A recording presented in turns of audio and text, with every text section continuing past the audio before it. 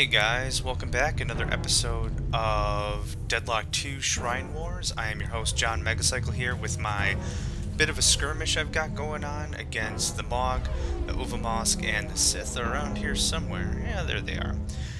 We've been moving forward. This is turn 75, continuing on our little series here. Trying to break this up into so many turns, so many chunks. That way it's a little more digestible, a little easier to watch. So what we've been doing is we've been making sure that our home front, up at our top of the line, has got our troops. We just actually vanquished the Mog at the trees location.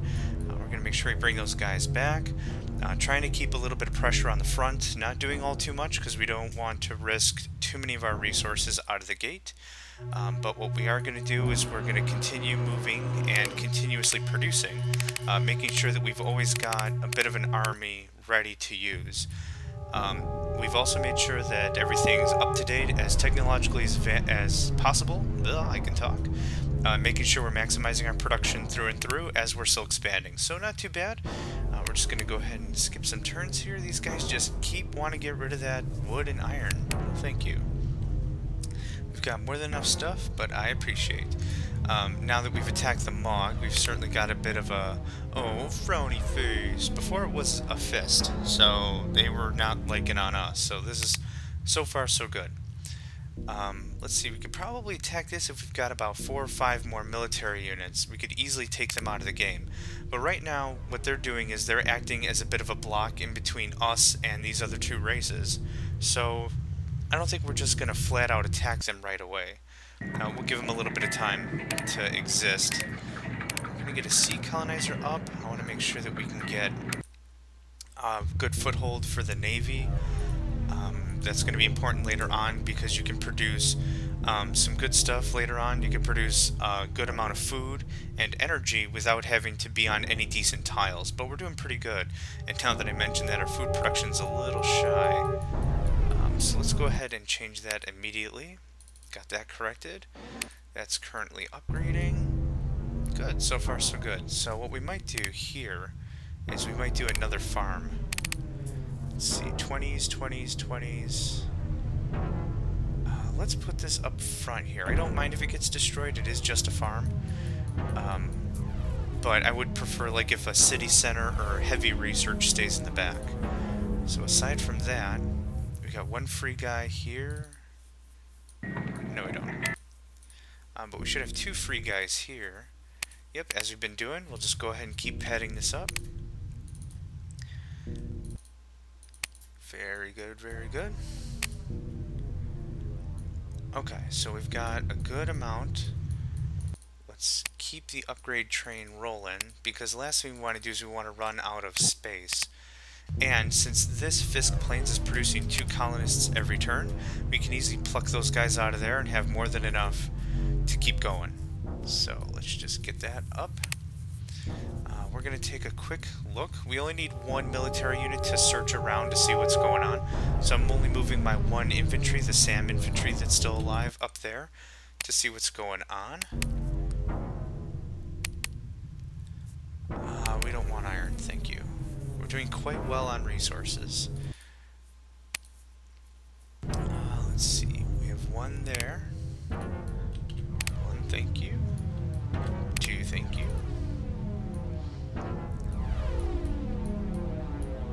We're doing quite well here. Good. Good pluses all across the board. That's what I like to see. Now what we might put here is we might put a factory that's just dedicated to upsourcing our iron into steel, which isn't a bad plan. Let's see, 20 electronic components. Do I even have enough workers? I don't even have enough workers to support that, so we're not going to bother building it. Right now, what I should have noticed is we are in a higher research tier. Should be on tier 4, and that we are. So we need to upgrade our research, and there's going to be a lot of waste next turn. So just for 1 turn, I'm going to back this guy off, let him produce another 30 electronic components, because he'll do 1 this turn and 1 next turn. And then we'll worry about that then. So now that we've moved up, let's take another look at our opponents. They're not even producing anything. That's strange. These guys are all cheesed off. These guys look like they're doing stuff, but nothing important. So we might be able to walk these guys pretty simply, I hope. Let's go ahead and skip a turn or two here. 2, 3, 4, 5. And 1. And now we'll build that advanced factory, automated factory. And let's put 2. And pull another 2. And now we can actually start producing units. Let's just do the sea colonizer right now. So here's another good example of waste. The sea colonizer, I would assume, requires 80. Does it say here? It doesn't say how. Oh, 50 labor? Is that right? There we go. So it requires 50 labor. If we had it like this, which is what was automatically generated, we would have wasted, what, 32 labor? 41 times 2. So this way we can produce this, and then next turn we'll come back and reassign everybody back into trade. Playing a game like this is a lot like playing chess. This might be a little more advanced, if you will. Maybe not advanced, but there's a lot more mechanics to take care of. Thinking like this, thinking ahead, thinking extra turns in the future, what you're going to do next, how you're not going to waste resources, how you're going to move and how you're going to function, all of that kind of thinking and moving forward really keeps your mind fresh. I grew up in the 80s, and when the 80s started off, there was a ton of controversy that video games caused violence, video games were inherently evil. There was nothing to really gain on someone that played video games frequently, but now through, well, decades of science and research and study, they realize, oh, faster eye-to-hand coordination, faster understanding of how things work, a firm understanding of, mechanics, if this, then this kind of logic, video game programmers, normal computer programmers, all these things stem from, can stem from a good experience and a good background in video games. Now, that might sound like a selfless pitch there, but I definitely believe it. Just thinking like this, thinking ahead, trying to think critically has really helped me out in my daily life with my job, so I like to play games like this. They always keep me fresh. So we're going to go ahead and get that taken care of. We don't want to produce anything. As we checked, they have a torpedo launcher here, which is going to be great against ships. So we're going to try to counteract that with a solid Air Force. I do enjoy my Air Force. If anyone has seen me play strategy games, if I have a faction or a race or a team that's got good airplanes, oh man, I am set. But now that we have orbital surveillance, we can take a look at what's going on here. Okay, the Uvamosk are going to be probably the biggest threat. Just on population numbers, well, the Sith also have some good hitters, but we'll be able to take out the Mog fairly soon, I'm sure. But, as I said before, okay, that's almost done. With our research, since now doing any simple math is going to take a bit of time, but you can do the exact same thing. You can math how long the research takes, figure it out, and then get the proper formula. But we're going to leave that alone right now, because too much micromanagement is just going to kill the fun of the game. At least some of it. And sounds good. And let's get some medics here. I believe we also get a kickback from hospitals, which is good. So what we can do is pull that off, and we should be darn near even. Good. Okay, and that way our troops will heal a lot faster, considering we will be attacking and then bringing them back to make sure that we're not sitting on a bunch of wounded soldiers. Another thing we could do is, if we really wanted, we could build a training hall, I think it's called. Hang on. Experience bunker? What's that called? Military training center. Blah, I wasn't even close. We can build that and have the guys sit here, and they'll definitely be racking up some solid experience, which is good. And we're just going to be converting into steel right now. Let's get you guys moved over. Upgrading these houses is a little less of a priority right now. Okay, we're going to get a couple of planes, and then we're going to go ahead and attack. Now, this turn. There's not a lot of buildings you can build here, but there are some things that can certainly help. A kelp farm and the tidal energy plant are very helpful, considering it doesn't matter. I don't believe it matters what they're on, because you're in the middle of the ocean. So if you need a good baseline, you can get a lot of great food building kelp farms. But for right now, what we want is we want at least a torpedo fort, a flak launcher so we can take care of aircraft, and for our productive purposes, let's see here. I don't want research here. What we're going to do is we're going to keep this one fairly even keel. So we're going to do one of each. That's going to give us a good standing when it comes to production. So we're going to do what we've been doing. Pull 2 out of there. How many idle workers do we have here? 3. Sounds right. Okay, make sure everything's on trade. 3 there. And let's get these buildings produced, and then when they're not working, they're actually producing a very good amount of trade. So let me just demonstrate that real quick. One guy is going to produce 13 trade, where if you checked, I'm not too sure how close your guys are watching, if you check the trade center here in our command center, it's only about 8. Yeah, 8. So certainly a much more upscale when it comes to even base trade. These places are very good economic capitals, having those around. You can only have, I believe, 15 workers in it, so it's kind of light, so it's not going to be a real stronghold against enemy attacks, but it's certainly nice to have when we want to produce some extra coin. Speaking of coin, we're kind of skimming a little light on our resources. Let's take a skip. An alliance with the Sith is your only alternative. I'd like to decline your alliance request. I'm flattered, but we're going to pass. Certainly don't need one at this time. We're going to be doing just fine. So there's our torpedo bay, there's our flak launcher, we're going to get these other resources online. And let's take a quick gander of what's going on here. Let's cap that out. We got idle workers, might as well get them doing something. Good, good, good. And actually, for that last worker, come on. Let's get that right there. Very good.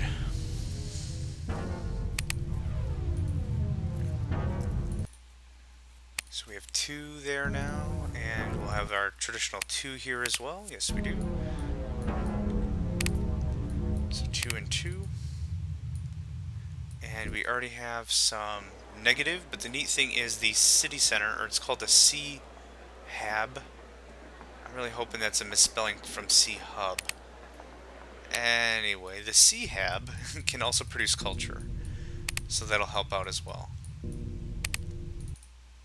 1 turn on that, 2 turns on that.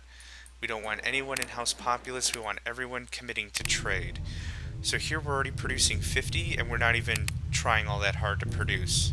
So that's good. Ah, finally, the Air Force.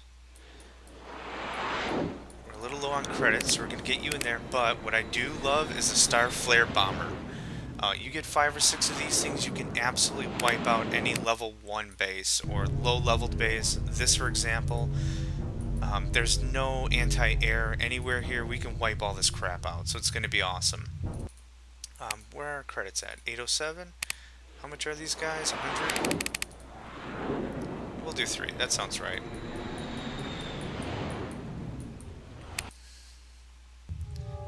And 1 more turn, that'll be ready. But we do have some idles, so let's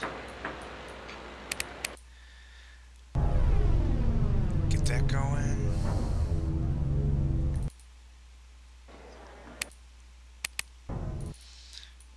We're just going to look at that 54. Let's take a look and see that as a baseline against 76, 44, 43. That's doing better than some of our other mainland power plants. So that was certainly worthwhile.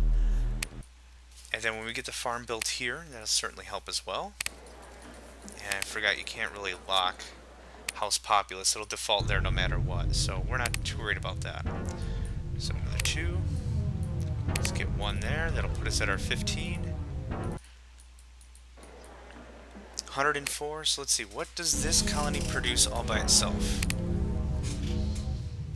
About 150. That's certainly not bad. Not bad at all. And let's get this guy up to date.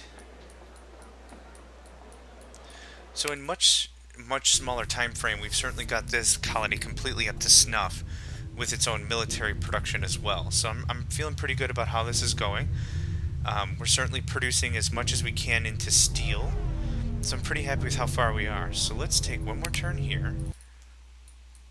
Oh, let's get that cleaned up. So 25, so that's good. So the neat thing is you can certainly make these things self-sufficient as long as you have metal. That's really the only thing that you're missing. Metal, wood. I mean, there's a few things that you're going to have to do without, but mid-game, these are invaluable. They'll produce a good amount of trade. They're self-sufficient with the culture. Yeah, that evens out completely. And they'll be enough of a thorn in someone's side. Later on, I believe they're called mesomanic generators. Mesotronic generators. I was kind of close. The mesotronic generators, I believe, give you weather control stations, and those are built out in the ocean, and those things are absolutely crazy. So that's an important technology to have later on. That can really mess up end game plans.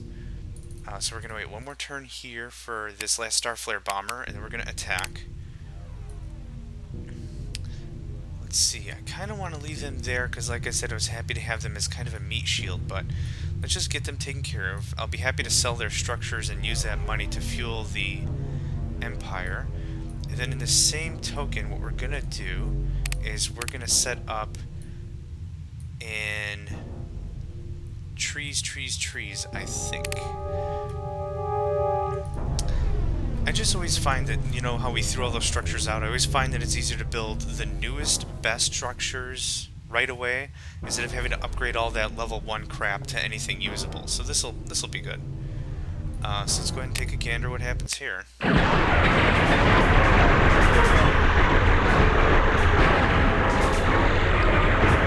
problem. I don't even think I lost anybody. Like a nourishing rain, your influence fuels this planet's growth. Okay, was that The news? Mog colony is wiped out. That's what we wanted. So we're going to bring our troops back, let them get healed. We're going to nuke everything here. 1279. Yeah, about $1,000, 1,000 credits. And we're going to take all of this good stuff. They didn't even have a lot of stuff, which is a little disappointing, but that's okay. The good thing is no one is sitting on tons of resources. When you get to some worlds and everything is just very, very fresh and, yeah, man, the iron is almost just sitting on the top, I guess is how I'd explain it.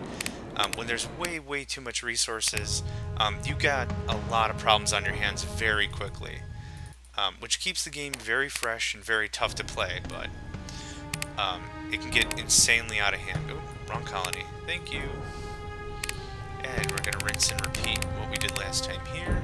Housing, housing, housing, and then I do want energy.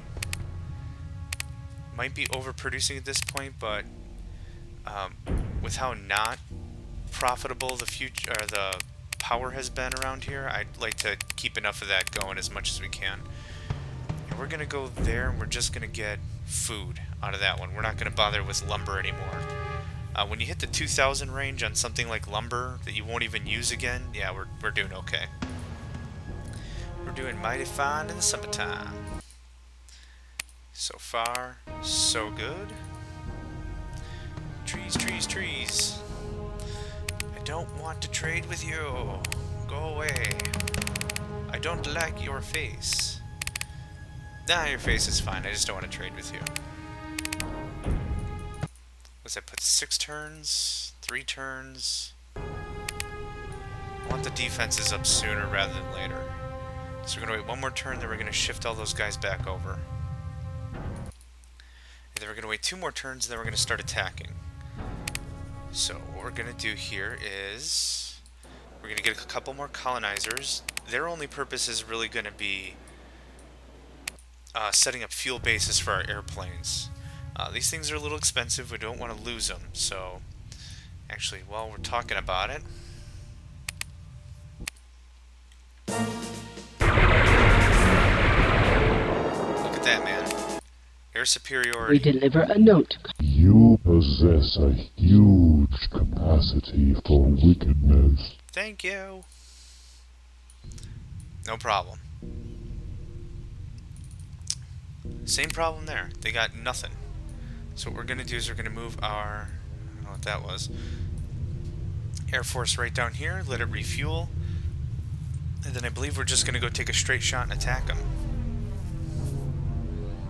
For the great Uvamosk revolution. Yeah, shush. Let's pull 10 guys out. And we immediately need our cultural center. People don't like it when they get ferried from place to place like that. They like to settle down and stuff, so it's understandable that they're irritable when they get shifted around. And here what I do want is I would like more colonizers, because I would like to secure the ocean. Two of those. Dankeschön. No, I can't do it in one turn. There, maximizing it out. Perfect. Perfect, perfect. We're going to move the colonizers up, considering having them sit at HQ is doing me no good. And let's see, can I get there and back? We're going to find out. Again, another base. No anti-air. Perfect for us. Comrade, a message is here for you. We can only rest. Pull them back, no problem. Reach in, punch, pull back, no big deal. Build platform. And we'll get our second one, and we'll have this all captured. We could capture the little prairie, but I don't think we'll need to. This game is moving a bit faster than I thought it was going to, which is good. 2 more Starflare bombers, if you please. Okay, so where do we have a bunch of people? We have 8 here. And I would like to max this out immediately, so let's do this. 2, 3, and 4. That certainly took care of the overpopulation problem, so now this can grow a little more steadily. 1, 2, and 1. Very good. So far, so good. And we're going to do the same thing here. Culture, culture. Torpedo. Flak. We don't want that one. Get out of here. And same thing. Ooh, I'm out of money.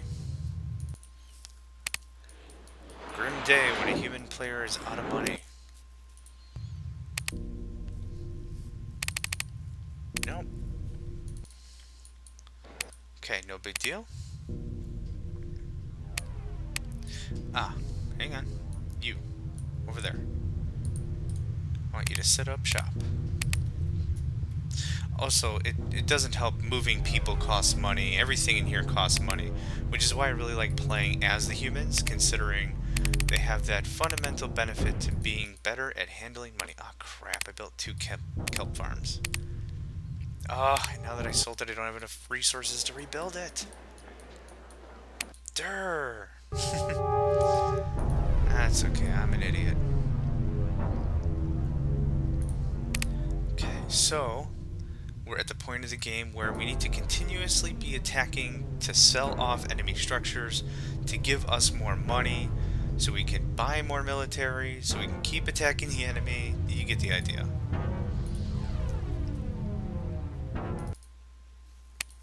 Good. And that completes Tech 4. So Tech 5, now we're up to some good stuff.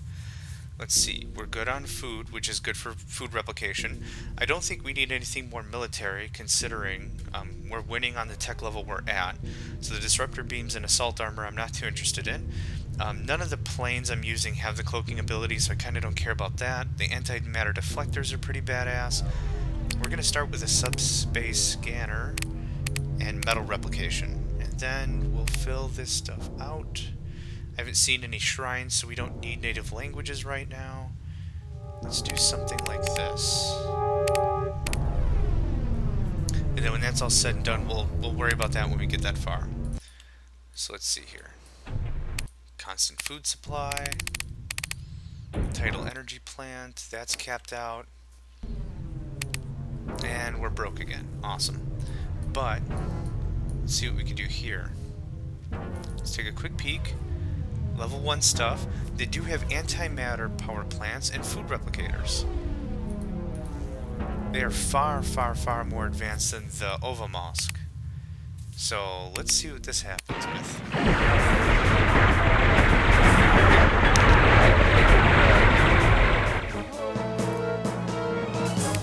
No problem. Let your mind consume. Now, two reasons why we're not going to keep this territory. One, it's far too far away. Second of all, it's got so much high-tech stuff I can't even use. I don't even have a population to use all these buildings. So that's another reason why we go ahead and demolish the sucker. Look at that. We were at like $10, now we're not. We're good, almost 3,000. Not too shabby. And of course we burnt some money transporting it back because we didn't own this territory. What I should have done is I should have waited a turn so I had the full path. Just by owning the territory, I believe you get all the benefits from the trade, from these little trade highways. So since I transported against neutral territory, that's what cost the money. But that's okay.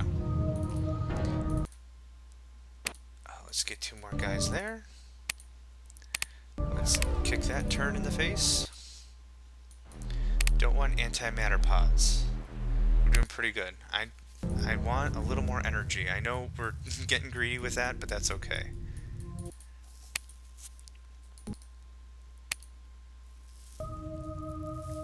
Now what we can do is if we're at a good point where we have enough energy, we'll start looking at, let's see, that produces 54. This one should also produce 54, and it does. We can go through all of our antimatter power plants and see what produces less than 54, and change them over to antimatter pods. So 48, 44, 43, 48, 76. You're a lucky winner. And 44, I'm feeling pretty confident. Let's do that. Very good. Now we're getting another high-end piece of technology just mass-produced. And, while we're totally at it, how many do we have here? 9? I don't know if I can afford that many. Oh, sure I can. Okay. And what do we have? 3 here and 2 in the bottom? Yes, sir. Yes, sir.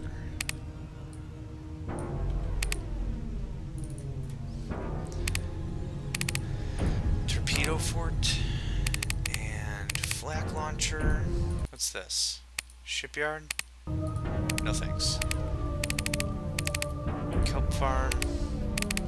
Tidal energy. And let's see. 2, 2, 2, 2. Okay, let's get 2 you guys right into culture.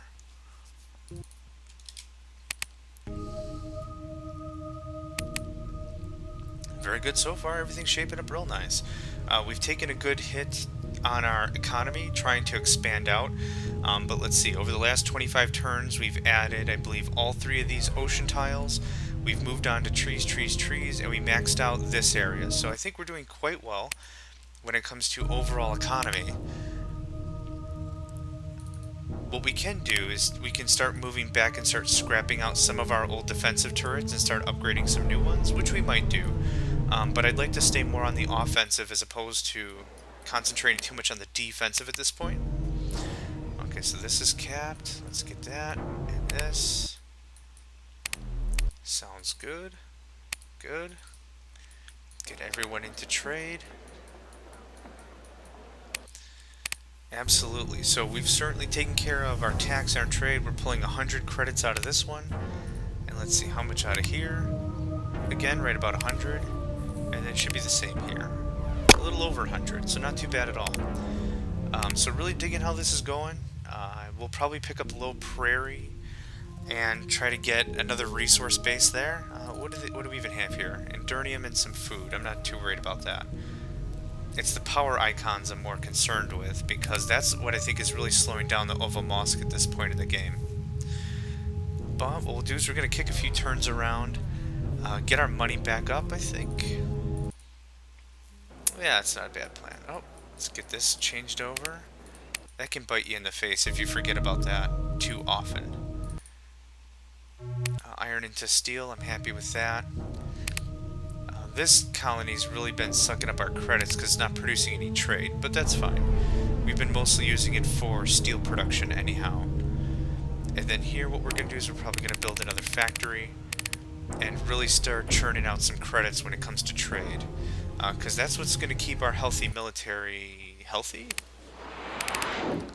Yeah, that's fine. So, take another quick hit. Take a quick look at our research, see what we accomplished. I think we just did subspace scanner. Okay, so not too shabby. Let's go ahead and make sure that we get all these things queued up for upgrades. Yeah, we can totally live 5 turns without producing any iron. Another important thing is since we're already doing quite well on iron, we could easily shift over to Endurium mining if we wanted. Endurium, I can't pronounce that. Where's a darn? I keep putting an N in there, Endurium or something. Endurium is just like when moving from iron to steel, it ups the amount of value when you're producing units. So that's about it. This is all set up. I'm liking what's going on here. Not too bad. Another good land grab. So I think we'll call this an episode right here. Thanks a lot for watching, guys, and hopefully we'll be able to finish this up in another episode or two. I'll catch you later.